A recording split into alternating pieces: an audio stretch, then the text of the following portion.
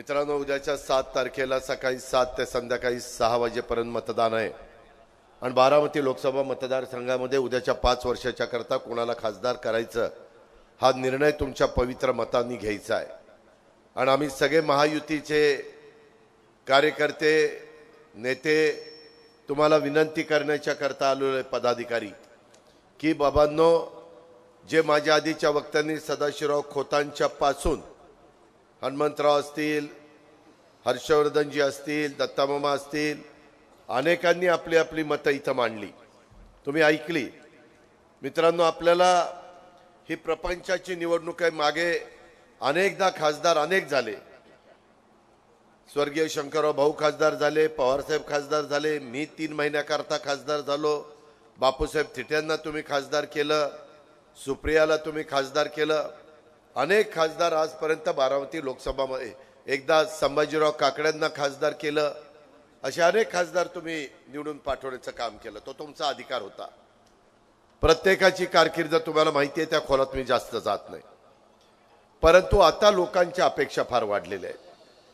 पूर्वीच्या पेक्षा राहणीमान बदललंय, त्याच्यामध्ये उत्पन्न वाढलंय, सरकारला टॅक्स जास्त मिळतो, केंद्राला टॅक्स जास्त मिळतो, वन नेशन वन टॅक्स जीएसटीचा आणला। आणि त्यामुळं तुम्ही आपले वडीलधारी ज्यावेळेस राहत होते, आपले आजोबा राहत होते, त्यावेळेसचा काळ आणि नंतर बदलत बदलत आजपर्यंतचा काळ हा आपण सगळे साक्षीदार आहोत। आपल्याला अनेक गोष्टी केल्या, परंतु पाण्याचा 100% प्रश्न काही सुटलेला नाहीये। आणि हर्षवर्धनजींचं, माझं, देवेंद्र, आपल्या दत्तामामाचं, यशवंता मानेचं, राहुल कुलांचं, आमचा सगळ्यांचा प्रयत्न आहे की आपल्याला राज्याचे मुख्यमंत्री, उपमुख्यमंत्री दोन्ही, अजित पवार आणि देवेंद्र फडणवीस आणि एकनाथराव शिंदे, यांची मदत तुम्हाला होणारच आहे, कारण मी त्या सरकारमध्ये अर्थमंत्री आहे। मी मदत पण करतो, तुम्हाला सगळ्यांना माहिती आहे। मधी सिरसोडी, त्याच्यामध्ये कुगाव, हा पूल करमाळा आणि माझ्या इंदापूरला जोडणारा 387 कोटीचा पूल मंजूर केला, टेंडर निघालंय, काम आता सुरू आहे। केला की नाही? कशाला म्हणतात 387 कोटी? आता आपण मागणी केली, चांदगाव पोमणवाडी पूल हा जर मंजूर केला तर आम्हाला सोय होईल। त्याचा प्लॅन इस्टिमेट मी करायला लावतो, किती होतंय, काय होतंय, आणि त्या पद्धती काय झालं? अरे चिठ्ठ्या बाद झाल्या, आता थांब जरा। त्याच्यामध्ये हे आपण पुलाचंही काम कशा पद्धतीनं मार्गी लावायचं ते आम्ही त्या ठिकाणी लावू। बुडीत बंधाऱ्याच्या बद्दल तिथं तुम्ही सांगितलं की पळसदेव उजनी बॅकवॉटरचं पाणी पुढं पुढं जातं, 1.5, 2, 3 किलोमीटर लोकांना त्रास होतो, म्हणून बुडीत बंधारा करा।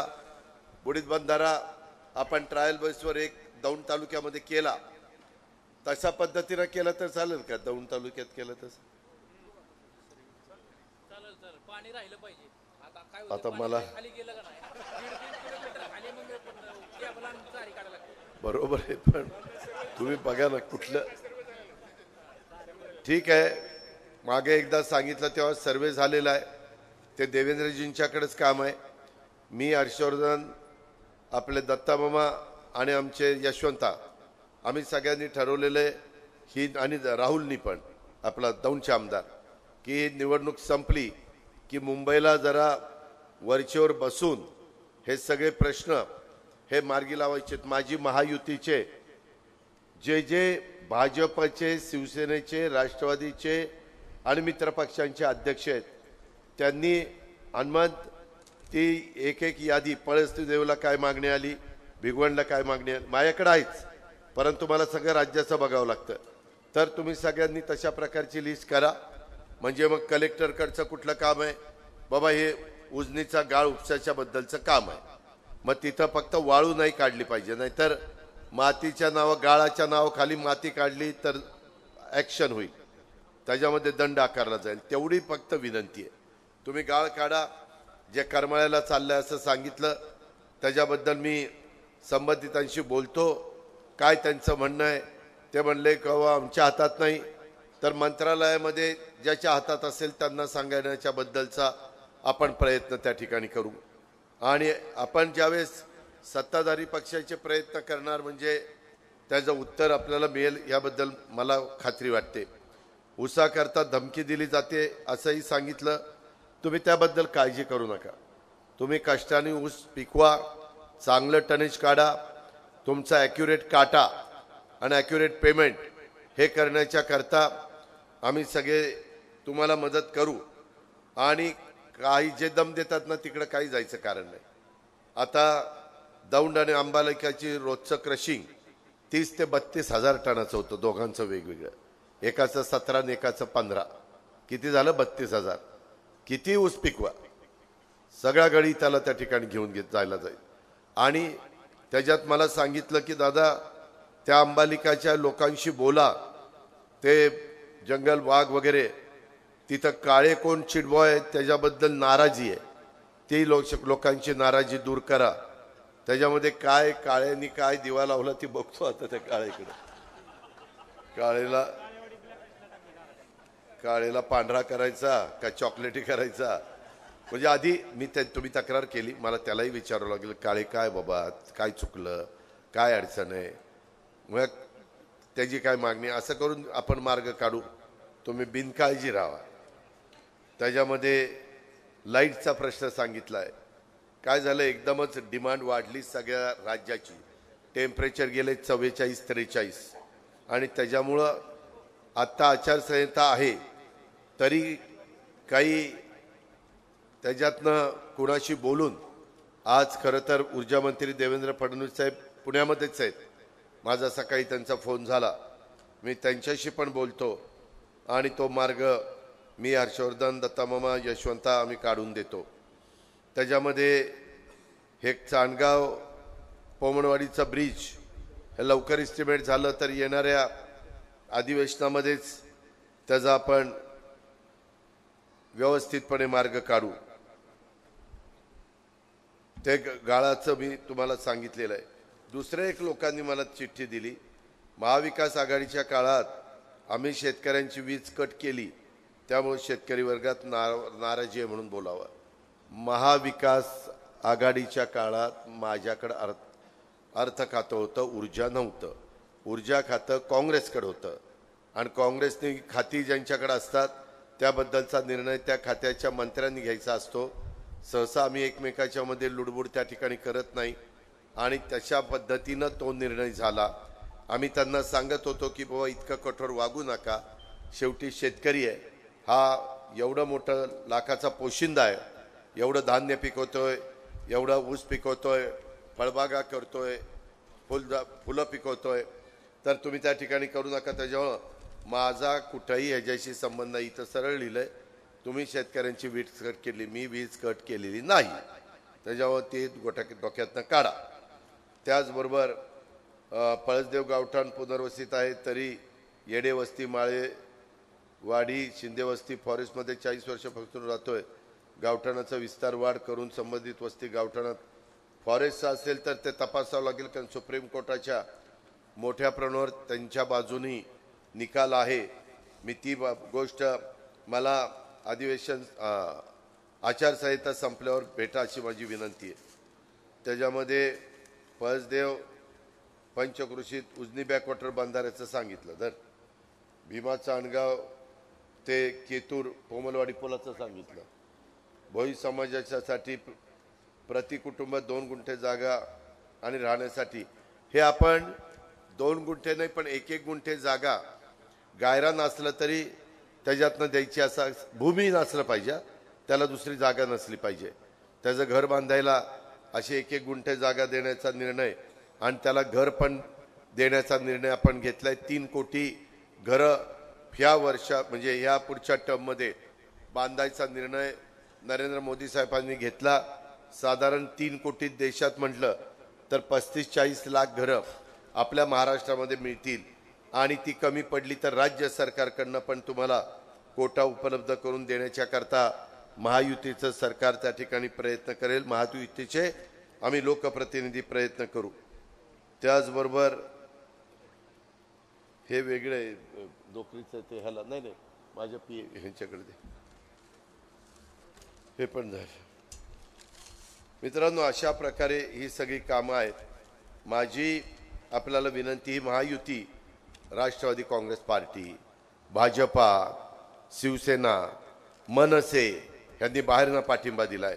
रिपब्लिकन, RPI आठवले गट, RPI खरात गट, त्याचबरोबर कवाडे गट, रासप महादेव जानकरांचा, त्याच्यामध्ये स्वाभिमानी पक्ष रवी राणाचा, जनस्वराज्य शक्ती विनय कोरेंची, रयत क्रांती संघटना Sadabhau खोताची, Shivsangram Vinayak Mete, Janata Dal secular, United Republican party, Akhil Bharatiya Maratha महासंघ, लहुजी शक्ती सेना, दलित पॅन्थर, बहुजन रिपब्लिकन एकता मंच, भीमसेना असे अनेक जण एकत्र आले आणि त्यांनी अशा प्रकारची महायुती केलेली आहे. लोकांच्या भल्याकरता, लोकांचे प्रश्न सुटावेत, लोकांचा विकास व्हावा, त्याच्यातून केंद्राचा निधी यावा, राज्याचा निधी यावा, ही त्याच्या पाठीमागची भावना आहे. त्याच्यामध्ये आपण एक गोष्ट लक्षामध्ये ठेवा की आपल्या इथं Sonai Nature Delight, Fortuner Doodhganga 35 ते 37 लाख लिटर दुधावर प्रक्रिया केली जाते. माझ्या माहितीप्रमाणे एखाद्या तालुक्यामध्ये 35 ते 37 लाख लिटरवर प्रक्रिया करणारा महाराष्ट्रात दुसरा कुठलाही तालुका नाही, तो तुमचा इंदापूर तालुका आहे. अशा पद्धतीनं तुम्हाला त्याच्यातनं मदत होते. आज शेतकऱ्यांनी मला भिगवणला सांगितलं, दादा 5 रुपये अनुदान तुम्ही दिलं जाहीर, परंतु आम्हाला इतक्या अडचणी येतात, काहींना पैसे मिळालेत, काहींना मिळाले नाही. काही ना काही तिथं कागदपत्र सादर करत असताना कॉम्प्युटरच्या वगैरे तिथं अडचणी येत आहेत की त्याबद्दल मी अधिवेशन निवडणूक आचारसंहिता संपल्यानंतर त्या संदर्भामधली बैठक घेऊन काय अडचणी येतात आणि त्या कशा दूर केल्या पाहिजेत तशा पद्धतीनं काम मी तुम्हाला करून देतो. पुणे जिल्हा मध्यवर्ती सहकारी बँक पण तुम्हाला 40 लाखापर्यंत आता 6% व्याजाने तुमच्या मुलामुलींना शिकवण्याच्या करता कर्ज देते आणि मागच्या 2 वर्षात आम्ही 325 मुलामुलींना कर्ज दिलं आणि ते ग्लोबल सिटीजन झाले. हा एक प्रयत्न आपल्या पुणे जिल्हा बँकेने केला. 2-3 वर्षात 2000 मुलामुलींना त्याचा फायदा होईल अशा प्रकारचा आमचा सगळ्यांचा मानस आहे. त्याच्यामध्ये काहींनी दिलं ऊस उत्पादक शेतकरी म्हणून की बाबा आमचं मौजे नावी तालुका इंदापूर हे शेतकरी ॲग्रो कारखान्याचे सभासद आहेत. त्या शेतकऱ्यांना बारामती ॲग्रोचे कर्मचारी ऊस गाळप विषयी भीती दाखवत आहेत. आमच्या गावामध्ये माळी समाजाचे ऊस उत्पादक मोठ्या प्रमाणावर आहेत. त्यांना विनंती आहे, आमची विनंती आहे, अंबालिकाचे जंगल काका वाघ यांना पाठवण्यात यावं. त्यांच्यासोबत आम्ही बैठक आयोजित करतो. त्याच्यामध्ये जंगल काका वाघला पाठवा, त्याला एवढं दादांनी इथं जायला सांगितलं, मीटिंग घ्यायला सांगितलं. त्याच्यामध्ये शांभवी टेक्स्टाईल समोरील मुख्य बाजारपेठेत LT लाईन तारा खाली केलेल्या आहेत. ह्याच्या संदर्भामध्ये परिमंडळाला सांगायचं. हा, दूध अनुदानाच्या बद्दल मी सांगितलं की बाबा काही त्रुटी राहिल्यात म्हणून तुम्हाला त्रास होतो. मगाशी आमच्या हनुमंतराव बनसोडेंनी बोलत असताना खरं तर मित्रांनो, मागं पवार साहेबांनी UPAचं सरकार असताना देशाचा 71,000 कोटीचा कर्जमाफी केली, देशाची. त्यात आपल्या राज्याची माझ्या किती झाली होती राज्याची माहिती? आपल्या राज्याची सहसा 110 असते, परंतु आता 71,000 मध्ये आपण पैसे वेगळे दिले, जे बसले नाही ते. त्याच्यामध्ये 6-7 हजार कोटी आपण दिले, परंतु जे ज्या लाभार्थींना लाभ मिळाला नाही त्याच्यामध्ये मग प्रस्ताव त्यांनी आणला होता सहकार मंत्री म्हणून आणि आम्ही तो मान्य केलेला होता. त्याच्यानंतर मात्र देवेंद्रजींनी 35,000 कोटीची माफ केली. 2014 ते 2019च्या दरम्यान. पुन्हा 19ला आम्ही आलो, आम्ही पुन्हा 27,000 कोटीची राज्याची केली, फक्त राज्याची. देवेंद्रजींनी केली फक्त राज्याची. देशाचा काही आपला संबंध नव्हता, म्हणजे कर्जमाफी करण्याकरता तो अधिकार आमचा नव्हता. अशा पद्धतीनं आपण त्याच्यातनं मार्ग काढला. वेळोवेळी शेतकऱ्याला आम्ही मदत करतोय. आता तर मोदी साहेबांनी उद्याच्या काळामध्ये 300 युनिटपर्यंत वीज वापरणारा जो वर्ग आहे गरीब त्यांना 300 युनिट पर्यंत मोफत वीज देण्याचा त्यांनी जाहीरनामा दिलेला आहे. त्याच्यावर त्यांना आता मोफत वीज त्या घरामध्ये मिळणार आहे.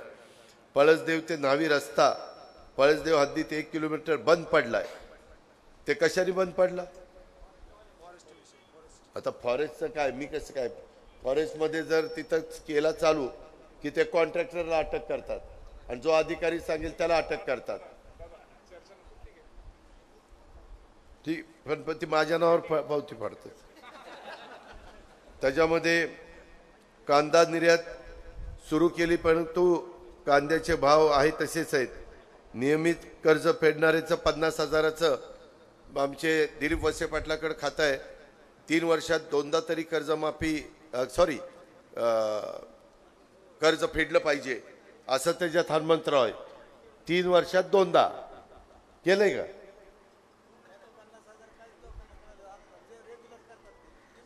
तेच ना, त्यांनी किमान 3 वर्षात 2दा तरी रेग्युलर कर्ज फेडलं पाहिजे. ती यादी मी AR ला करायला लावतो. राहिलेले असले तर आम्ही करून देतो. त्याच्यामध्ये कांद्याच्या बद्दल हनुमंतराव तुम्हाला आठवत असेल, पाठीमागच्या काळामध्ये असेच भाव पडल्यानंतर एकनाथराव शिंदेच्या सरकारने त्याच्यामध्ये मला वाटतं 350 रुपये क्विंटलला ना 350 रुपये क्विंटलला शेतकऱ्यांना दिले. आता धानाला पण दिले. सोयाबीन आणि कापसाला पण आता पैसे देण्याचा निर्णय 4,000 कोटी रुपये काढून ठेवले. दुधाला पण 5 रुपये अनुदान त्या बाबतीमध्ये दिलंय. ऊसाच्या बद्दल खूप चांगले निर्णय जे मागं 25 वर्षात झाले नाही ते मधल्या 10 वर्षाच्या काळामध्ये हे मोदी साहेबांच्या सरकारने घेतले. त्याचा इन्कम टॅक्स माफ करून टाकला, त्याचा मुद्दल माफ करून टाकलं, व्याज माफ करून टाकलं. इथून पुढे FRPच्या पेक्षा जास्त दर दिला तर तुम्हाला साखर आयुक्ताची परवानगी घेऊन कर्ज न काढता तो देता येईल. तोही फार महत्त्वाचा निर्णय हा केंद्र सरकारने घेतलाय आणि केंद्र सरकारच्या निर्णयामुळं आज तुम्हाला ऊसाचा दर हा चांगला मिळतोय. आणि दरवर्षी हनुमंतराव FRP वाढून मिळते दरवर्षी. ते पण तुम्ही लक्षात घेतलं पाहिजे. आता अजून त्याच्यातनं मार्ग काढायचा आमचं प्राथमिक चर्चा झालेली आहे. हर्षवर्धन पाटील पण नॅशनल फेडरेशनचे चेअरमन म्हणजे जेवढे देशात सहकारी साखर कारखाने त्याचे प्रमुख हे हर्षवर्धन पाटील झालेले आहेत. त्याच्यामुळं त्यांचाही त्याच्याबद्दल पाठपुरावा दिल्लीमध्ये चाललेला आहे. त्याकरता आपण काळजी करू नका. ऊस एक तुम्हाला हक्काचं पीक देणारं हे आहे, उत्पन्नाचं साधन आहे. त्याच्यामध्ये आम्हाला बुडीत बंधारे आणि ह्या काही गोष्टी केल्याच पाहिजेत. त्याचा फार मोठा फटका माझ्या उजनीमध्ये बॅकवॉटरवर राहणाऱ्या लोकांना बसतोय. हे पण आम्ही लक्षात ठेवलेलं आहे. बाजारभाव इतर वस्तूंच्या किमतीप्रमाणे दरवर्षी वाढ होते तशी शेतकऱ्यांना मिळावी ते पण आम्हाला मान्य आहे. सोलर सर्वांना मंजूर करावे. हनुमंतराव 8.5 लाख सोलर पंप आम्ही त्या ठिकाणी मंजूर करतोय आणि ते शेतकरीची कामं, आम्ही पण शेतकरी आहेत त्या पद्धतीनं आमचा कामं करण्याचा प्रयत्न आहे आणि त्याकरता आम्ही एकत्र आलेलो आहे. आम्ही सगळेजण स्वतःच्या स्वार्थाकरता एकत्र आलेलो नाही. ही गोष्ट देखील पळसदेवकरांनी ध्यानामध्ये ठेवावी अशा प्रकारची माझी त्यांना आग्रहाची, नम्रतेची, कळकळीची विनंती राहणार आहे. मित्रांनो, इतर बाबतीत देखील वेगवेगळ्या अनेक समस्या आहेत. खरं तर त्याच्यातले काही प्रश्न हे तुमच्याशी निगडीत नाही आहे का, तर ते खडकवासला कॅनॉल, त्याच्यानंतर निराडावा कालवा कॅनॉल, त्याही भागामध्ये पाणी आणण्याचा आमचा प्रयत्न आहे. आत्ता आम्ही लाकडी लिंबोडी उपसा सिंचन योजना पण काम सुरू झालेलं आहे. ते काम आमचा प्रयत्न 1-1.5 वर्षात करायचा असा आहे आणि एकदा ते काम झालं ना तर मित्रांनो त्याचा फायदा अनेक जिरायत भागातल्या गावांना होणार आहे आणि त्याला आम्ही सोलरवर वीज तयार करून तिथं विजेचं खर्च माझ्या शेतकऱ्यांना येणार नाही. जनाई, शिरसाई, पुरंदर आणि आपले लाकडी लिंबोडी अशा पद्धतीनं महायुतीच्या सरकारने त्याबद्दलचा मार्ग काढलेला आहे. बजेट सादर करत असताना अंतरिम बजेट, मेन बजेट आता मी जूनमध्ये सादर करेन, परंतु अंतरिम बजेट सादर करत असताना मी त्या बाबतीमध्ये त्याचा अंतर्भाव करणार आहे. त्याबद्दल पळसदेवकरांनी पंचक्रोशीतील जमलेल्या माझ्या शेतकरी बांधव भगिनींनी अजिबात काळजी करू नका अशी माझी तुम्हाला विनंती आहे। आज तुम्ही म्हणाल की अजित पवार तुम्ही मागं आता जे खासदार आहेत त्यांना मतं मागायला यायचा आणि मग आता तुम्ही का बदल केला? मित्रांनो, मी विकास कामाच्या करता बदल केला। काय झालं, गेले 10 वर्ष आपल्याला केंद्रातला निधी मिळेना, राज्याचा निधी मिळत असताना मर्यादा पडतात आणि खऱ्या अर्थाने मला आता बारामतीसारखा दौंड आणि इंदापूर तालुक्याचा पण विकास करायचा ह्या सगळ्या नेते मंडळींना बरोबर घेऊन मी त्याच्याबद्दल माझी जबाबदारी पार पाडायला तयार आहे अशा प्रकारचा सुतवाज मी ह्याच्यामध्ये केला। भिगवणला, तिथं भिगवणला पण एक चांगल्या प्रकारची शाळा काढलेली आहे, तुम्हाला दिसत असेल भिगवणच्या बॉर्डरवर। तसंच विद्यानगरी ही पण मी इंदापूरमध्ये उभी केलेली आहे। हर्षवर्धन पाटलांचं पण तिथं विद्येचं युनिट हे 2-3 ठिकाणी उभं आहे। अशा पद्धतीनं माझ्या भागातली मुलं मुली दर्जेदार शिकावीत, चांगल्या पद्धतीनं त्यांना नोकऱ्या मिळाव्यात किंवा त्यांनी स्वतःचे व्यवसाय करावेत, मुद्रा लोन घ्यावं। इतर ठिकाणी जिथं मदत लागेल तिथं आम्हीच राज्यामध्ये आणि देशामध्ये सत्तेवर असल्यामुळं त्याचा फायदा तुम्हाला तुमच्या मुलांना करून द्यावा ही माफक अपेक्षा आमची सगळ्यांची आहे। म्हणून या असल्या रखरखल्या उदात तुम्ही एवढ्या मोठ्या संख्येने उपस्थित राहिलात त्याबद्दल तर मी तुम्हाला लाख लाख धन्यवाद दिलच, परंतु तेवढीच सहकार्य कृपा करून उद्याच्या 7 तारखेला ही बावकी गावकीची निवडणूक नाही, भावनिक होऊ नका। आपण वेळोवेळी आपल्या वरिष्ठांना मदत केलेली आहे, आता आपल्याला आपला फायदा करून घ्यायचा आहे, आपल्याला आपले प्रश्न सोडून घ्यायचे आहेत। रेल्वे लाईनच्या संदर्भातले त्याच्यामध्ये वंदे भारत ट्रेन सुरू करायचे, रेल्वे ओव्हरब्रिज टाकायचे, RUB करायचे, रेल्वे अंडरब्रिज अशा पद्धतीनं अंडरपास अशा पद्धतीची कामं ही करण्याच्या करता केंद्राची मदत लागतेच। हा अनुभव मी देश पातळीवर ज्यावेळेस फिरत असतो तेव्हा घेतलाय।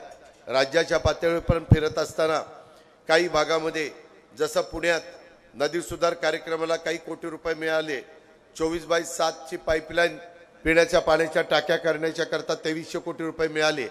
त्याच्या संदर्भामध्ये टर्मिनल विमानतळाचा करण्याला 500 कोटी रुपये मिळाले। आपल्याला पण आंतरराष्ट्रीय दर्जाचं विमानतळ त्या ठिकाणी करायचंय आणि ते करण्याच्या करता केंद्राची मदत आपल्याला हवी। म्हणून माझी तुम्हाला सगळ्यांना आग्रहाची विनंती आहे, कायदा सुव्यवस्था चांगली ठेवण्याच्या करता किंवा मगाशी आमचे प्रवीण माने असतील किंवा आमचे हर्षवर्धन पाटील असतील, दत्तामामा भरणे असतील, ज्यांची भाषणं झाली त्यांनी भाषणामध्ये ज्या सार्वजनिक प्रश्नाच्या संदर्भातला ओहापोह केला ते प्रश्न हे मार्गी लावण्याच्या करता आम्ही लोक कटिबद्ध आहोत, आम्ही शब्दाचे पक्के आहोत, आम्ही दिशाभूल करणार नाहीत। कारण आम्हाला ही निवडणूक झाल्यावर उद्याच्याला विधानसभेच्या निवडणुकीच्या निमित्तानं तुमच्या सगळ्यांच्या समोर यायचंय, त्यावेळेस पण मी इथंच दाखवून देईल इंदापूरच्या सभेत किंवा जिथं सभा होईल तिथं की आम्ही लोकसभेच्या प्रचाराच्या निमित्तानं फिरत असताना लोकांचे प्रश्न समजावून घेत असताना हे करू सांगितलं, त्याच्यातलं 4 महिन्यात हे केलं, शॉर्ट टर्मचं जे ते लगेच मार्गी लावू, लॉंग टर्मच्या करता मंजुऱ्या देऊन त्या कामाला शुभारंभ करू। हे फक्त महायुतीच। अरे काय राव, मी काय नावं घ्यायला आलो का काय? हे एवढे सगळे मित्रपक्ष असले ना की नावं घेण्यातच वेळ जातोय। ते बायकोला बरं असतं, एक नवऱ्याचं नाव घेतलं की काम फत्ते होते। यायला इथं तर यादीच आहे, त्याच्यात पुन्हा कोण तरी देतं, अरे ही राहिलंय। आणि निवडणुकीत जे उमेदवार असतात किंवा उमेदवाराच्या जवळचे त्यांना गुणांनी ऐकावं लागतंय। मतदान होईपर्यंत तुम्ही म्हणाल ही पूर्व झाली, बरं ही पूर्व, आता ही, बरं आता ही, आता पूर्व राहिलीच नाही, काय करायचं काय? आता तरंगे साहेबाचं नाव घेतलं की मी, अरे हनुमंतरावचं घेतलं, दीपक जाधवाचं घेतलं, शरद जामदार, आणि मग कधी सांगे मग ही कशाला दिली? सुरेंद्र जेवरे साहेब, सूरज काळेजी, सुदर्शन साखरेजी, प्रकाश शेळकेजी, मिलिंद साबळेजी, विजय पवारजी, अनिल कदमजी, बाबासाहेब शिंदेजी, हे सगळे सन्माननीय शिवसेनेचे नेतेगण आहेत त्यांचाही उल्लेख मी करतोय, कारण हर्षवर्धन पाटलांनी सांगितलंय नावं घ्यायचा कार्यक्रम अजित पवारकडे दिलाय आणि ठोकाठोकी करण्याचा कार्यक्रम त्यांनी घेतला. मित्रांनो, गमतीचा भाग जाऊ द्या, परंतु उन्हाची तीव्रता वाढली. मी सगळ्यांना सांगतो, उष्माघाताचे फार बळी आपल्या राज्यामध्ये होत आहेत. काळजी घ्या, पाणी प्या, फार उन्हाचं बाहेर पडू नका. जिथं जेवढं उन्हाचा चटका टाळता येईल तो टाळण्याचा प्रयत्न करा. रानात जायचं असेल तर सकाळी लवकर उठून जावा आणि 11च्या आत परत या, आणि परत जायचं असेल तर 4च्या 5च्या पुढे जावा आणि सूर्य मावळल्यानंतर परत या, अशी माझी तुम्हाला विनंती आहे. मित्रांनो, आम्ही शब्दाचे पक्के आहोत. ह्या सगळ्या नेते मंडळींच्या साक्षीने सांगतोय, एकनाथराव शिंदे, देवेंद्रजी आणि मी आणि आम्ही सगळेजण मिळून, म्हणजे तुम्ही जर उद्याच्याला महायुतीचा उमेदवार निवडून द्यावा, त्याच्यातनं तुमचा फायदा आहे. नाहीतर आपलं 10 वर्ष जे आपलं बॅकलॉग भरला झालाय, आपलं नुकसान झालंय, ते नुकसान भरून काढायचं. परवा पुण्याच्या सभेमध्ये मी नरेंद्रभाई मोदींच्या शेजारी बसलो होतो. त्यावेळेस मी मधून त्यांच्याशी बोलत असताना तुम्ही पाहिलंय, आम्ही हेच बोलत होतो की आमच्या या लोकसभा मतदारसंघातले जे काही प्रश्न आहेत, अडचणी आहेत, त्या सोडवण्याच्या करता तुमचा फार मोठा हातभार आम्हाला लागेल आणि त्याकरता आमची महायुती अतिशय मजबूतीनं एकीनं प्रचार करते. त्यावेळेस आम्हाला मात्र तुम्ही मदत करा. त्यांनी सांगितलं, अजित काही काळजी करू नको, सगळे महायुतीचे सहकारी, तुम्ही जे काही महत्त्वाचे प्रश्न आमच्या लेवलचे असतील ते पूर्ण करण्याच्या करता, मार्गी लावण्याच्या करता आम्ही तुम्हाला केंद्रातनं मदत करू. राज्याच्या स्तरावरचे जे असतील त्याला एकनाथराव शिंदे, देवेंद्र आणि मी मदत करीन. जिल्ह्याच्या स्तरावर जे असतील, मी पालकमंत्री म्हणून माझ्या अंडर बरेचसे प्रश्न येतात, प्रश्न येतात. मध्ये मला हर्षवर्धनजींनी पण सांगितलं, ज्यावेळेस आमच्या देवेंद्र फडणवीसांच्या सागर बंगल्यात मीटिंग झाल्या आणि इथून पुढे एकोप्याने काम करायचं ठरवलं, त्यावेळेस त्यांनी तिथं उल्लेख केला, मागच्या वेळेस तुम्ही ही कामं आमची जरा बाजूला ठेवली होती, ती ठेवली होती, आम्ही पण कबूल करतो, कारण आपण एकत्र नव्हतो, आता आपण एकत्र आलोय. त्याच्यामुळं आता जी कामं असतील ती मामाची असू द्या, ती यशवंताची असू द्या, ती तुमची असू द्या, किंवा महायुतीच्या आमच्या घटक पक्षांची असू द्या, ती सार्वजनिक असावी, एवढीच माफक अपेक्षा माझी आहे. आणि ती कामं आणि आपले केंद्राचा राज्याचा निधी आणण्याचं काम आम्ही करू, माझी एवढीच विनंती आहे. त्याकरता मात्र जे मशीन पहिलं मशीन, त्याच्यामध्ये वर्ण 2 नंबरला सुनेत्रा अजित पवार आणि त्यांचा घड्याळाची खूण आहे, ते मतदान आपण करावं. आणि देशाच्या नेते, जगामध्ये लोकप्रिय असणारे नेते श्रीयुत नरेंद्रभाई मोदी यांना 3ऱ्यांदा पंतप्रधान करण्याच्या करता आपण सहकार्य करा. आम्ही मुस्लिमांवर अन्याय होऊन देणार नाही, आम्ही मागासवर्गीयांवर अन्याय होऊन देणार नाही, आम्ही घटनेला कुठलाही धक्का मोदी साहेब लावणार नाहीत, संविधानाला लावणार नाहीत, अशा पद्धतीनं त्यांनी स्वतः सांगितलेलं आहे. पण विरोधकांकडे मुद्दा नाही म्हणून खोटा प्रचार करतात. मोदी साहेबांच्या 10 वर्षाच्या काळात 1 रुपयाचा भ्रष्टाचाराचा आरोप त्यांच्यावर झाला नाही, बाकीच्यांच्यावर झाला पंतप्रधान पदाच्या काळात. ह्याची नोंद पळसदेवकरांनी घ्यावी आणि घड्याळाच्या चित्राच्या शेजारचं बटन दाबून प्रचंड बहुमताने आपण महायुतीच्या उमेदवाराला विजयी करावं, अशा प्रकारची विनंती करतो आणि इथं थांबतो. जय हिंद, जय महाराष्ट्र.